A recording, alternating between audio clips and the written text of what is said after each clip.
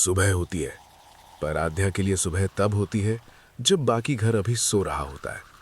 4 बजे के आसपास जब गली में सिर्फ कुत्तों की आवाज होती है और घर के पंखे भी आधी नींद में चलते हैं, तब आध्या उठती है।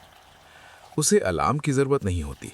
उसे याद रहता है कि किसे कब दवा लेनी है, किसे कैसी चाय पसंद है। वो 2 चाय बनाती है। उसका एक बेटा है और वो उसे बहुत प्यार करती है, मानो जैसे सारे घर के कामों के बीच उसकी अपनी दुनिया है। उसका बेटा जिसे रोज बड़े लाड चाव से वो उठाती है। माँ, आज अपने लंच में क्या बनाया है? आज मैंने आलू मटर बनाया है। माँ, रोज वही आलू, कभी आलू मटर, कभी आलू टमाटर, हर दिन आलू ही क्यों होता है? हाँ, अरे बाबा, इस मौसम में आलू ही ज्यादा आते हैं। बाजार में नए नए आलू का मौसम है ना, इसीलिए। चल अब ज्यादा मुंह मत बना, स्कूल जा। शाम को जब घर आएगा ना तो मैं तेरे लिए नूडल्स बना दूंगी। अब जा, देर हो रही है। हाँ, मैं नाश्ता कर रहा हूँ, बाद में बात करता हूँ। तू जा, मुझे अकेला छोड़। सुनो, मुझे कुछ बात करनी है तुमसे। बेटे और पति को भेजने के बाद आध्या के सामने फिर वही रहता है, झाड़ू और सास ससुर की फरमाइशें।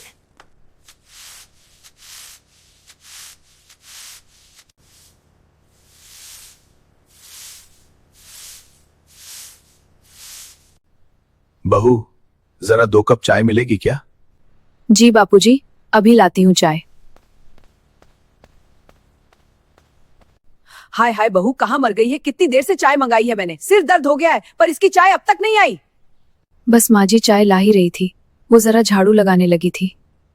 बहू, क्यों झूठ बोल रही जो तू झाड़ू लगा रही थी? अपने मायके वालों से ही बात कर रही होगी। माँ जी आप ज्यादा मत सोचिए, चाय पी लीजिए, और अगर कुछ चाहिए हो तो आवाज लगा देना। बस यूं ही रोज घर के काम, अकेले में थक जाना, अकेले में रो लेना, यही थी उसकी जिंदगी। न पति का प्यार, न घर वालों की कद्र, फिर भी सबके काम वही करती रही। एक इंसान का ज्यादा अच्छा होना भी कभी कभी उसके लिए बिल्कुल अच्छा नहीं होता। लोग आदत डाल लेते हैं, कद्र नहीं करते, और फिर ये मान लेते हैं कि वो इंसान हमेशा सब कुछ सही लेगा। शिबू, आज पेरेंट्स टीचर मीटिंग है, तूने तो बताया नहीं। फिर तेरी टीचर का फोन आया तो पता चला। मम्मी आप मेरे स्कूल मत आया करो ना, मेरे दोस्त क्या कहेंगे? सबकी मम्मियाँ अच्छे कपड़े पहनकर आती हैं, तैयार होकर आती हैं, और आप तो हर वक्त साड़ी में ही रहती हो। मैंने पापा को बोला था आने के लिए, तो फिर आप क्यों आ गई? ये कहकर शिबू तो चला गया, पर आध्या की आंखों में आंसू छोड़ गया। आज तक वो इतनी नहीं टूटी थी, क्योंकि वो जीती ही शिबू के लिए थी। हर थकान, हर तकलीफ उसके चेहरे की एक मुस्कान पर कुर्बान थी।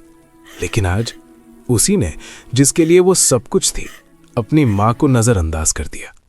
और माँ कुछ कहे बिना सब समझकर भी चुप रह गई। मेरे आते ही शुरू हो जाती हो, लाइफ खराब कर रखी है मेरी।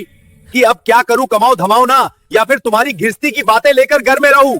क्या तुमसे एक बच्चा नहीं संभल रहा? Go inside now, it's time for your studies. तुमसे कुछ डिस्कस करने का क्या सही टाइम है मुझे वो बता दो। मैं घर की बातें तुमसे तब डिस्कस कर लूंगी। और ऐसी क्या फ्रस्ट्रेशन है तुम्हें जो तुम शिबू के सामने भी शुरू हो जाते हो?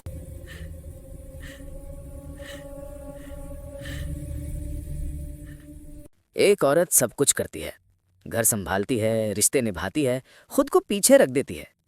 लेकिन अगर इतना सब करने के बाद भी उसे अपने परिवार का प्यार ना मिले ना, तो वो अंदर से टूट जाती है। और इसमें उसका नुकसान नहीं होता, असल नुकसान परिवार का होता है।